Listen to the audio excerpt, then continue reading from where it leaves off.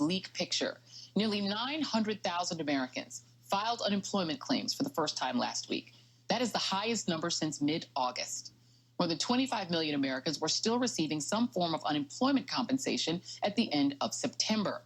And a new report from Columbia University has found that 8 million Americans fell into poverty since May as a result of Trump's COVID economy, and with federal relief money largely drying up.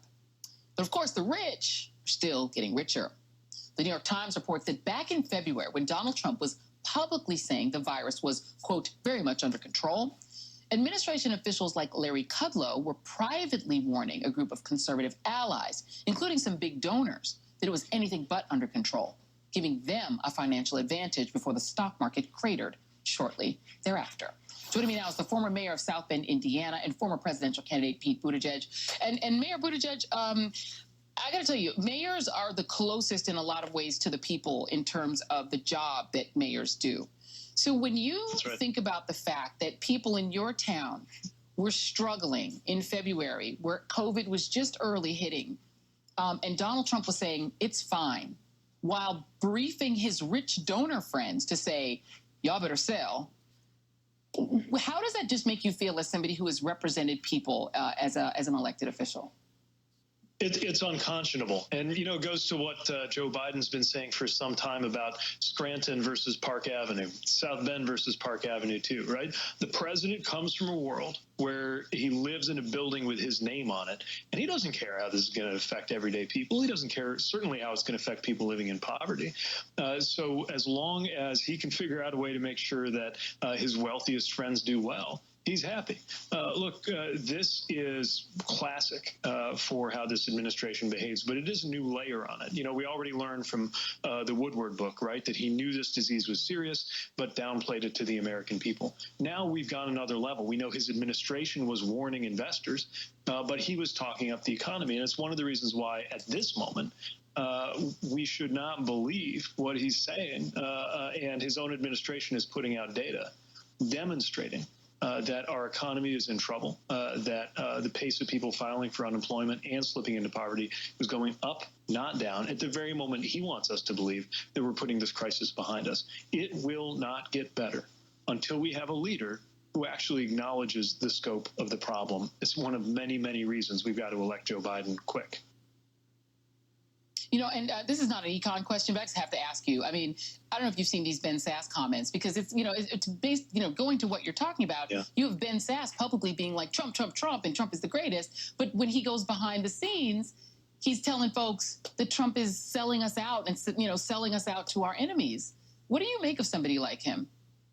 Well, I think he's looking into the future. You know, part of me is thinking about that scripture about the sheep and the goats being divided at the end.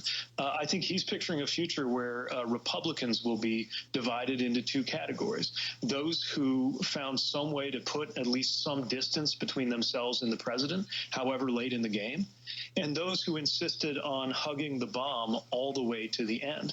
There is panic in the Senate GOP because they know that this president is poised not only to go down in defeat, but to take down what is left of the Republican Party with him. Now, I don't know if you can have it both ways, which is what I think a lot of senators, including Senator Sass, are supposed to be doing, right? Or clearly intending to be doing. Yep. And the fact that he kind of put this out low key, knowing it would be talked about online and on TV, but didn't come out in a speech and say it, right?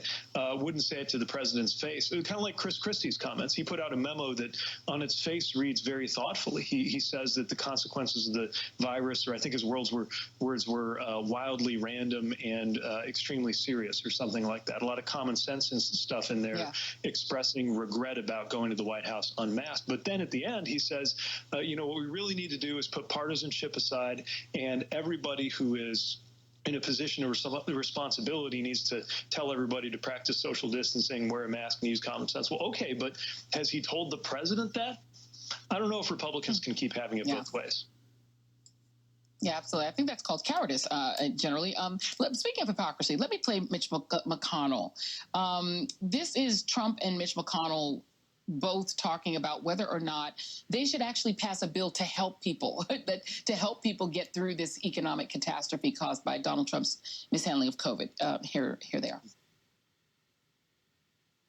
At this point, do you expect to get a stimulus package of any kind before? I think there's a chance. I do. The Republicans are willing to do it. I'd like to see more money because it comes back. That's where the administration is willing to go. My members think what we laid out, $500 billion, highly targeted, is the best way to go. And so that's what I'm going to put on the floor. And Mayor Pete, this is a guy, Mitch McConnell, who laughed in a debate when he was confronted with the fact that they haven't passed a bill since July, when there's one that could have been sitting on his desk to help people economically. We now know that GOP strategists are talking behind the scenes that have been consulting with Senate campaigns, has said that, per Bloomberg, Republicans have been carefully laying the groundwork to restrain a Biden administration on federal spending and the budget deficit by talking up concerns about the price tag for another round of virus relief. The thinking, the strategist said, is that it would be very hard politically to agree on spending trillions more now than in January suddenly embrace fiscal restraint. They don't think they can get away with yet another bob and weave on that. What do you make of the fact that it seems that Republicans are trying to not help the economy because they're afraid it would help Biden and would put him in a stronger position economically next year?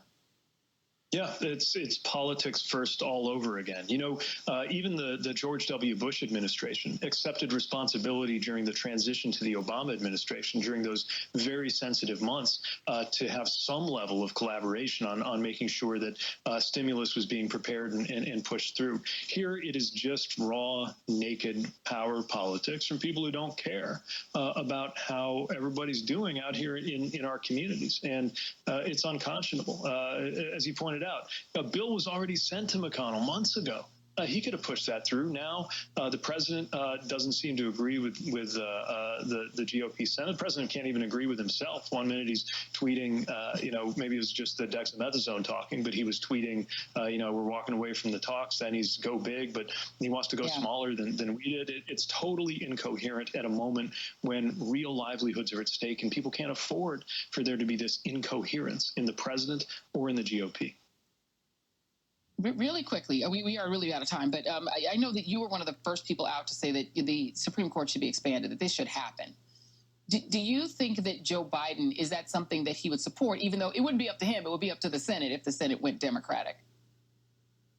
Look, I think my views haven't changed. We've got to continue finding ways to depoliticize the court.